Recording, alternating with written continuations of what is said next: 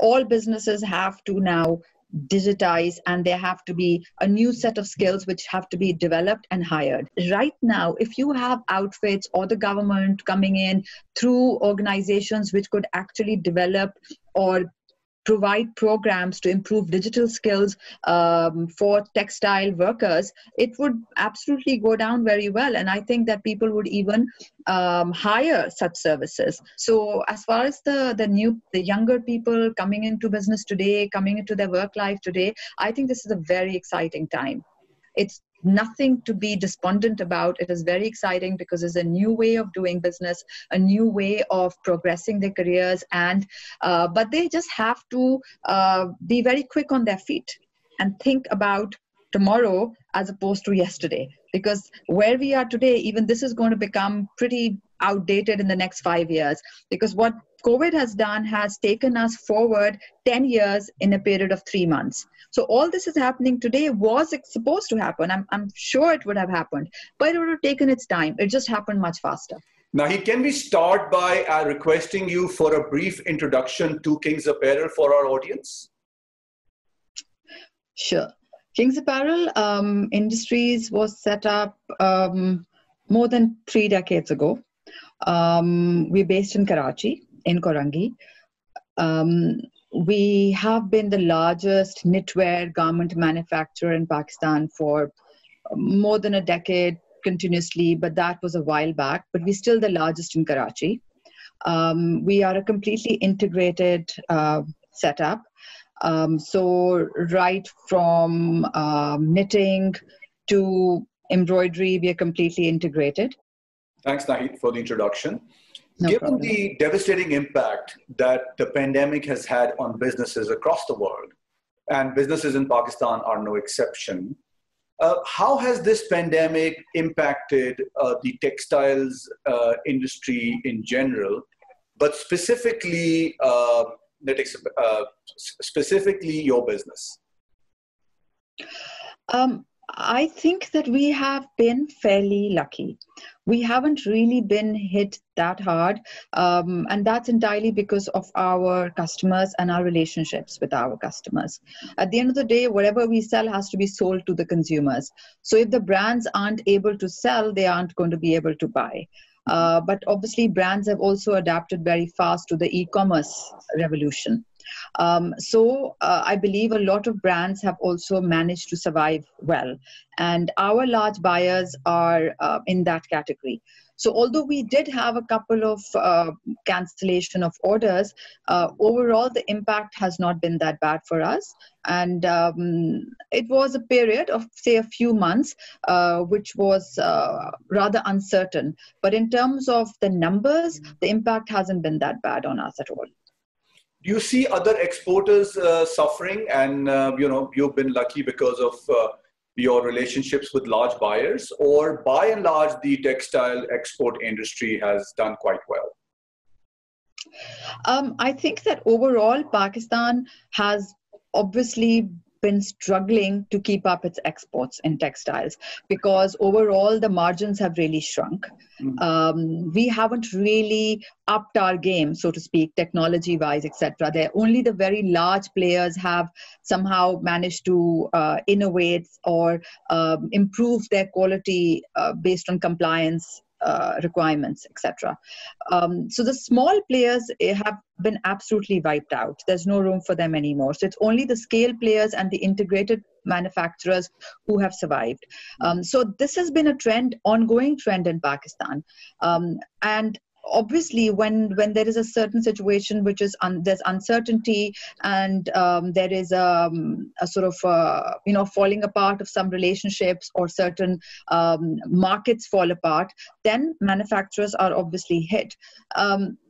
And so clearly some whose buyers have not done very well have been hit more. But then the bigger players will and have emerged, and they will continue to sort of consolidate, and they will recover from this setback because the new trend of selling has also set in, and everyone is well aware of that. Also, the local businesses have also got to adapt, and I think the bigger players have the resources to adapt faster. Naheed, what has been the impact of the pandemic on employment and jobs? Do you see generally widespread unemployment within the textile export space? Has the sector been able to protect most of the jobs? Or are there any specific areas where jobs are being lost? So, for garment manufacturing, remote working is out of question.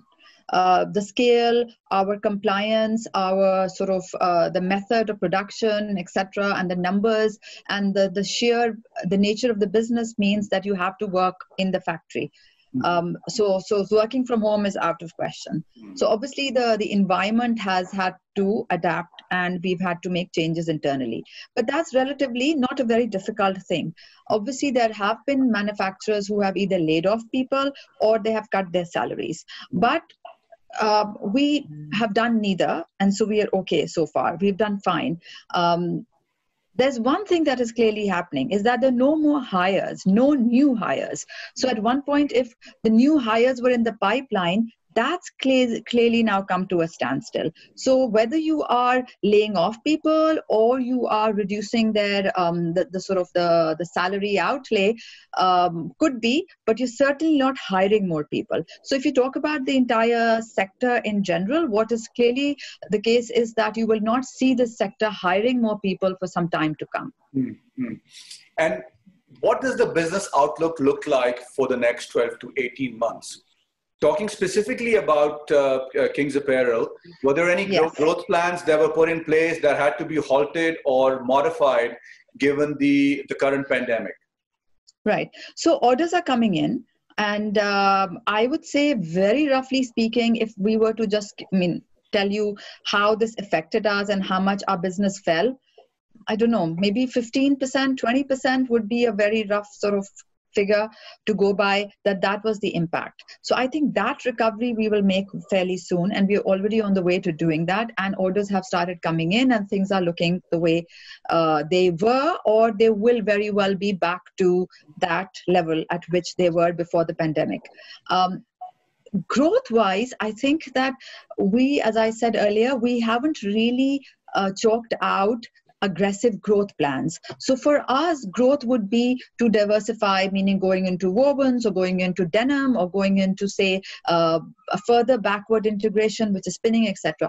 So those sort of plans we had abandoned a while ago because the financial conditions in Pakistan were not really conducive for that, plus the infrastructure, etc., etc.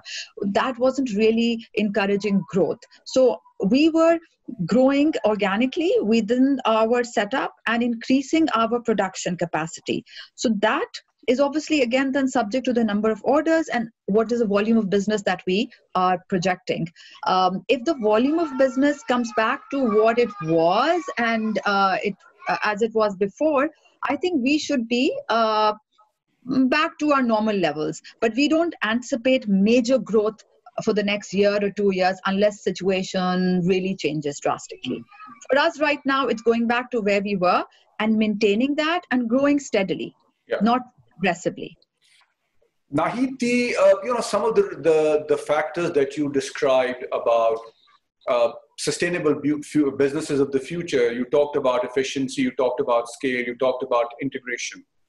Now, when you bring those changes into the business model, what is the impact of that on employment and jobs? Are some traditional jobs are going to die because they're no longer needed? Are some new jobs going to be created because of this impact of automation and technology? Right. So I think digitization of business is the new today and the future. All businesses have to now digitize, and there have to be a new set of skills which have to be developed and hired. In fact, all our new hires of late have been in the technology space. So whether it's sort of data entry operators or the software engineers, data scientists, some sort of AI specialists, etc. That's the kind of hiring that factories, manufacturers, in fact, all businesses will have to do.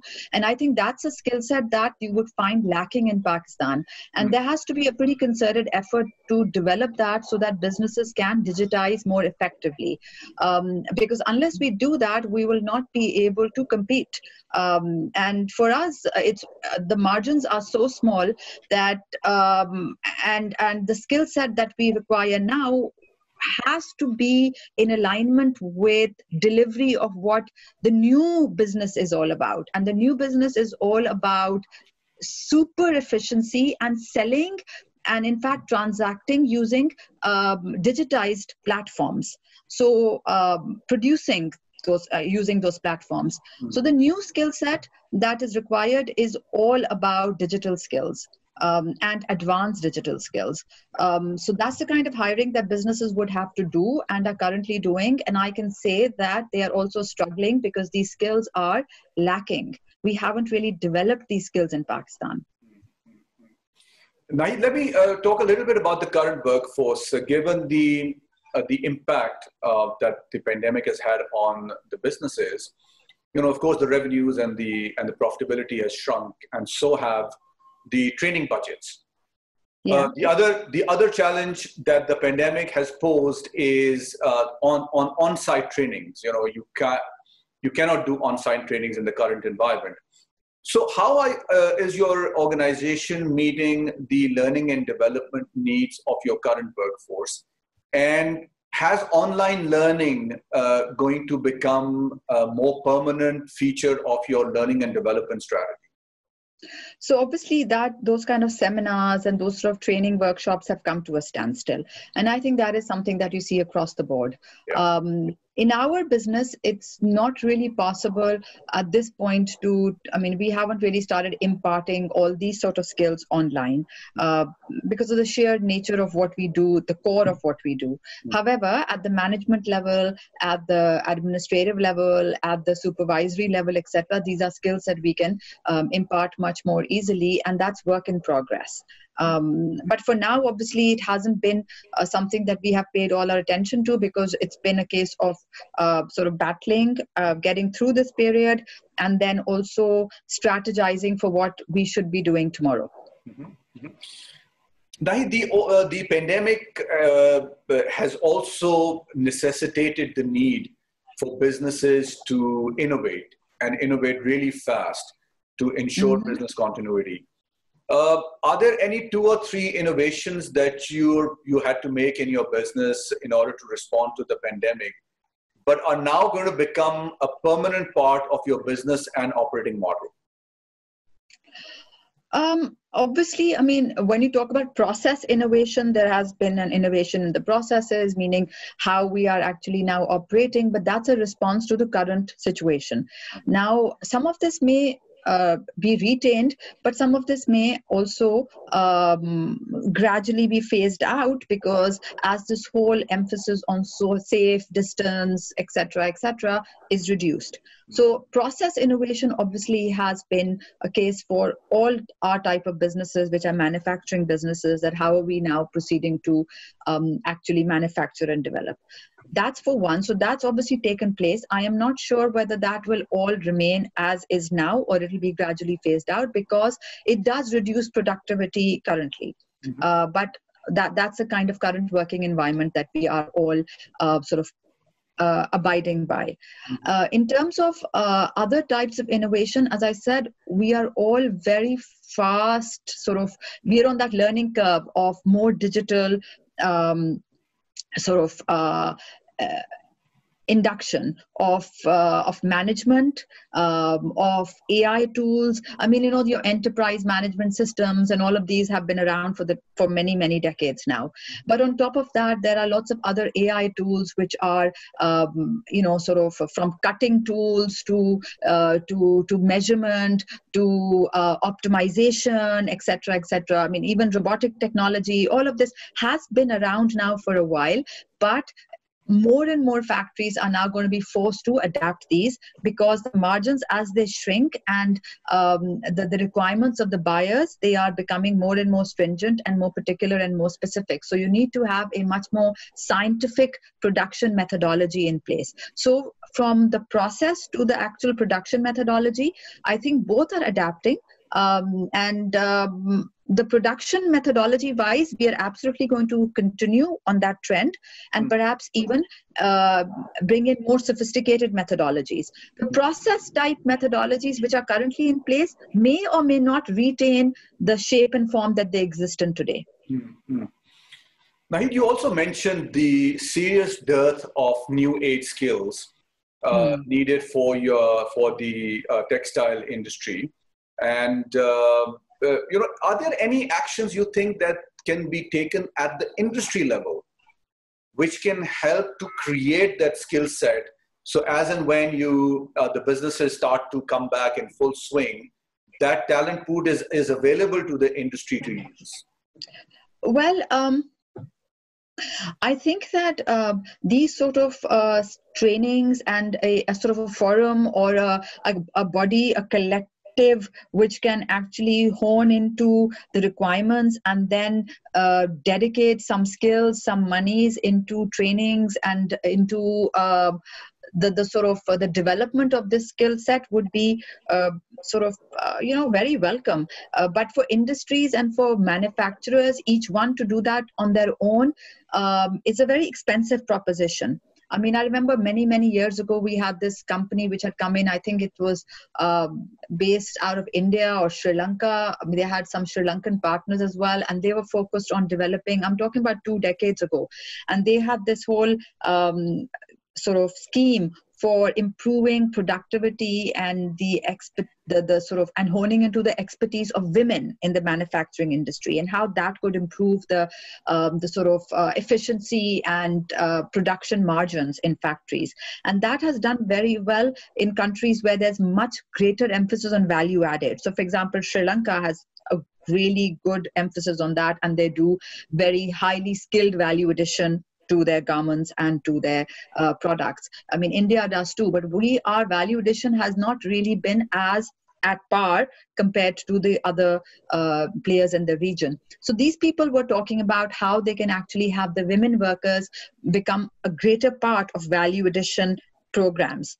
Now, that was a sort of a scheme, a plan that you had this company coming in, and they were literally, I'm just giving you an example. They were selling these services to us that, look, if you hire us, we can actually fix this aspect and improve your productivity using your resource, your women resource. So similarly, right now, if you have outfits or the government coming in through organizations which could actually develop or provide programs to improve digital skills for textile workers, it would absolutely go down very well. And I think that people would even hire such services. But to develop these individually just for your own factory and your own industry will be of a limited nature. It cannot be something that can then be applied or can deliver the returns that these kind of skills normally would. And that's one of the reasons why Parwaaz has been created, Naheed, to exactly bring together industry players and work specifically on these initiatives to create the workforce of tomorrow. No, I agree, and I think there's a big room here, and there's a need that there should be a sort of a focused approach. So if you take this particular industry, then you should actually look at the present status, look at the present conditions, and see what is required, and then garner all the forces. Could be like a public-private sort of setup, and move forward in that direction. Yeah. Naheed, these are very uncertain, unsettling, despondent times for our youth that is graduating from colleges and universities and looking for opportunities in the job market.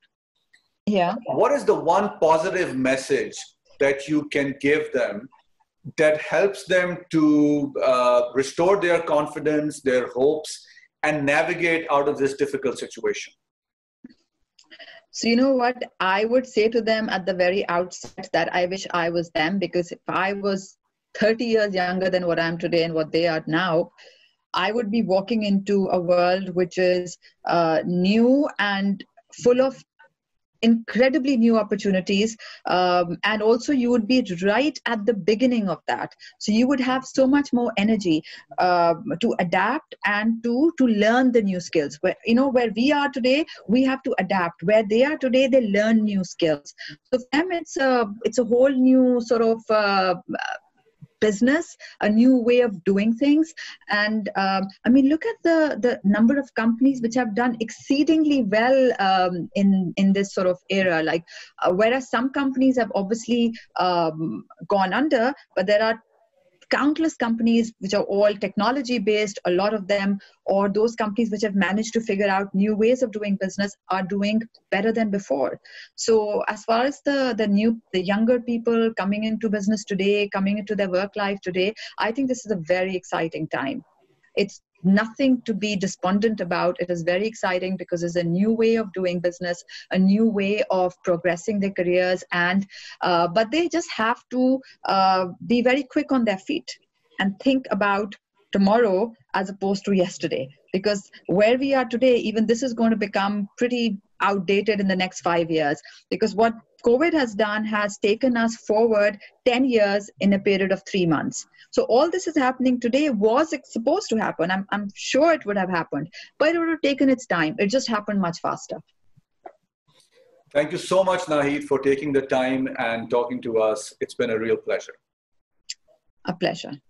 You're welcome anytime. Thank you and good luck.